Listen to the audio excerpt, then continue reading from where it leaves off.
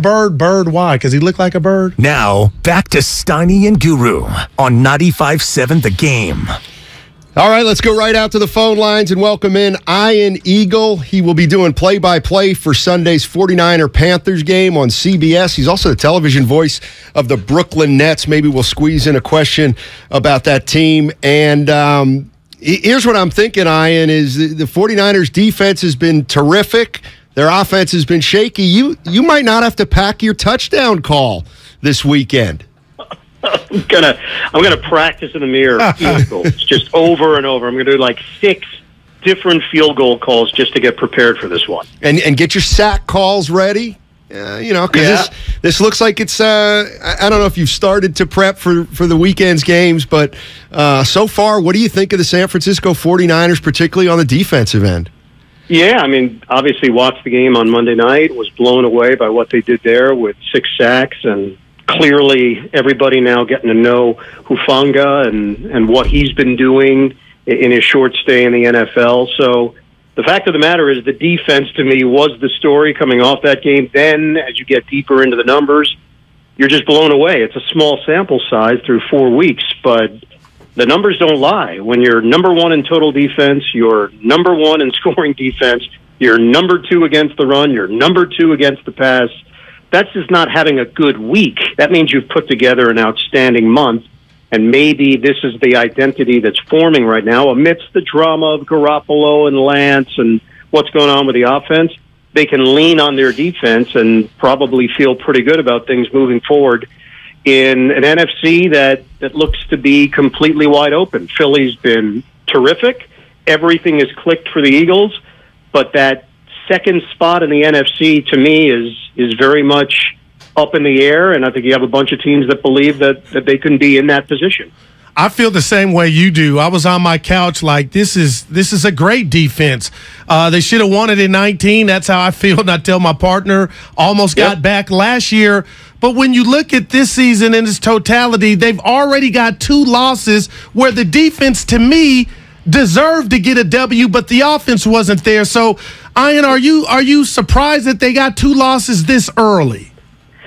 Well, here's the thing about the early season in the NFL. There is this feeling out process, and I know it's set up this way because every game means so much. We often get a lot of reaction following each game, and sometimes your opinion can shift dramatically based on the result. If you look at the numbers right now, guys, nearly half the league is 2-2.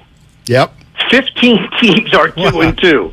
So you've got a bunch of different cities breaking down their respective teams and thinking, we're mediocre. Look, we're 500.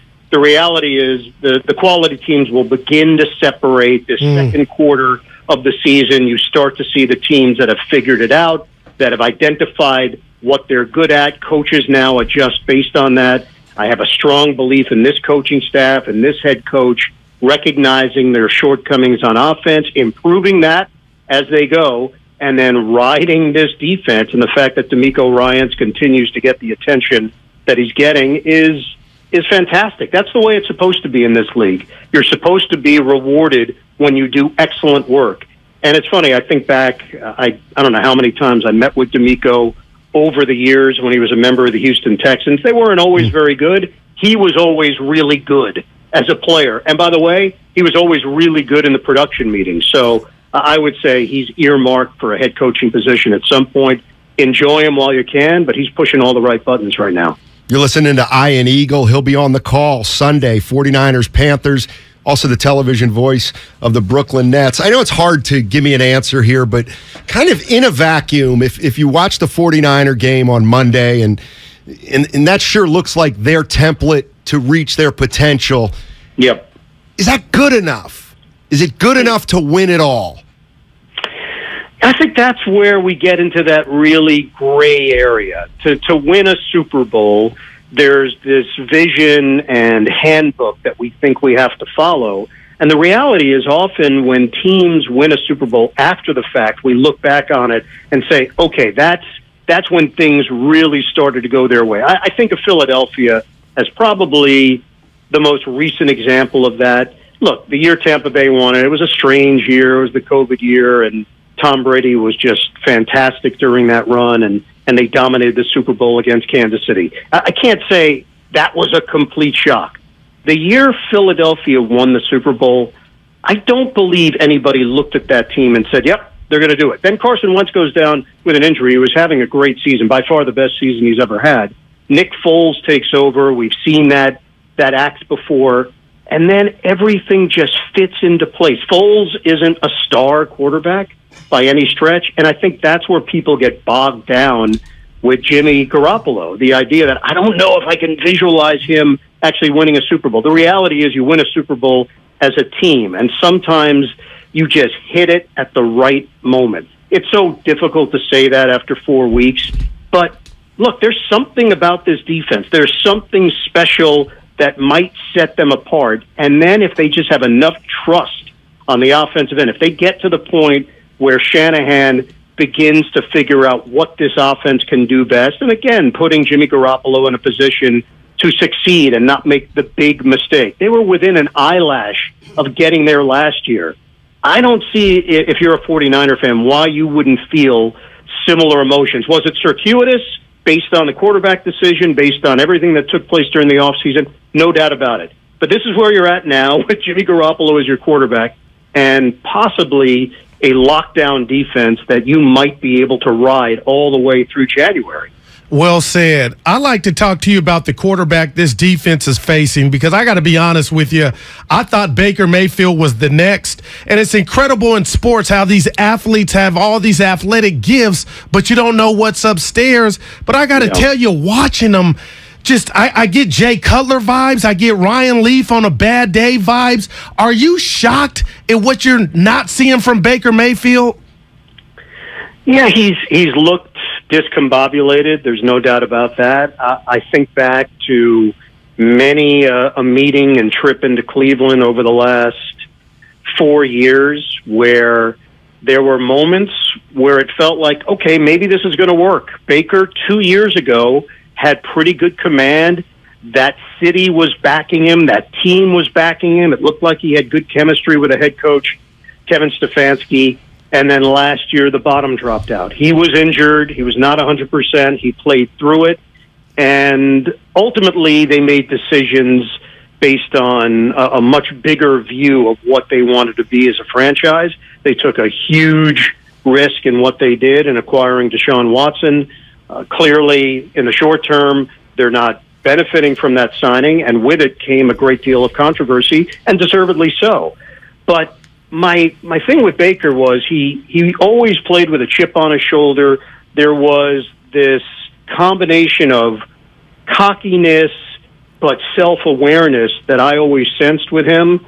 And this year it just seems, whether it was the change of scenery, whether it was every step that took place along the way for him getting out of Cleveland, waiting till the last moment to get this opportunity in Carolina, going in, having a quarterback battle in the training camp and preseason combination with Sam Darnold, winning it, and things just aren't working. The coach is under heavy duress right now, whether or not he's going to keep his job, and the future of this franchise is again in question. And Baker's future now comes into question. You only get a finite number of chances to be a starting quarterback in the NFL. If you're not in that upper echelon of starting QBs, and there's only a finite number of them, there's not like, there's 40 of them, and you have to figure out the 32 that can actually get a job. There's probably like 18 of them that really can do it week in and week out. And then you have that next grouping, that 14 to 18 type of QBs that might fit a system, that might catch lightning in a bottle. And I think, unfortunately for Baker, he has dropped down that scale where the chances are going to start running out. Ian, I got one quick one for you, and it's kind of a request. If a fan runs out on the field Sunday, can you please tell your producer to show it? Yeah, I don't think it's on the producer. I got to be honest with you. Okay. It goes upstairs a bit more. It goes into a different classification of management. But how about this, Ian? With you. How about this? I tend to agree with you. If you're not going to show it, please don't do play-by-play on it because that's frustrating. No. I know that. You can't describe what's not being shown. That's TV 101. You can't go there unless you're willing to go there, really go there. Right. Yes, I agree. Hey, I got to tell you, last year I took a lot of hits because I predicted the Nets going to the finals. I'm going to slip in the basketball one here. But, yeah, the Warriors are champs. Can we see Warrior Nets? I'm looking at Ben Simmons, and I'm like, okay, the light's on. Can you tell us what you think of the Nets' chances this year? Yeah, I've got a preseason game tomorrow, the Nets and the Miami Heat. So I've been doing some NBA prep today and just getting into that whole mindset. You know, I think they're a really intriguing team in that the curiosity level is incredibly high. The relevance level is still very high. The dependability level, not so much, because you just don't know. You don't know what to expect. Here's the things I know. You guys know this. You experienced it. You saw it in the most extreme successful way. Kevin Durant is a baller. Whatever's happening behind the scenes is irrelevant. He will come out. He will play hard. He will put up numbers. He will try to win. And he will do everything in his power to continue to add to his legacy as one of the all-time great players. So no matter what was being said, no matter what the rhetoric was, no matter what the issues were, I never doubted for a moment that Kevin Durant would be ready to play and would be excited to play. Second thing, Kyrie Irving, it's a contract year.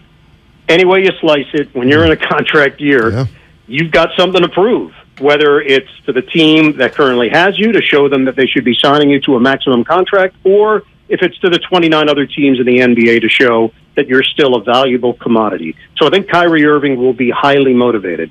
And third, Ben Simmons, the pressure is not on him like it was on him in Philadelphia. It's just a different vibe. He looks to his left, he's got Kevin Durant. He looks to his right, he's got Kyrie Irving. I don't believe that he will go through the day-to-day angst that he dealt with in Philadelphia. Whether that was self-inflicted or not is irrelevant now as far as the Nets are concerned. I think he's going to be revitalized. He's done a few long-form interviews that I've watched the last 2 weeks. It's like a different person. His attitude is very positive. He's very upbeat. He's emoting. You're seeing actual smiles and joy and excitement from him. So if that's a sign of things to come, there's a chance that they could be a really interesting basketball team and a tough team to match up against. To jump into your shoes, Guru, and put them in the finals now, that would be a huge... Okay. But could this team be fun? Yeah. Could they be entertaining? And could they be a factor come April? Yes. A lot of things have to go right. I think they're past a lot of the soap opera stuff, but as we know in the NBA, those things can pop up again, and it's how you handle the adversity and how you navigate your way through it. Ian, thank you so much. Really enjoyed it, and have a great call on Sunday. We'll be listening. All right. And watching. Tiny, thanks. Guru, thanks. We'll do it down the road, bud.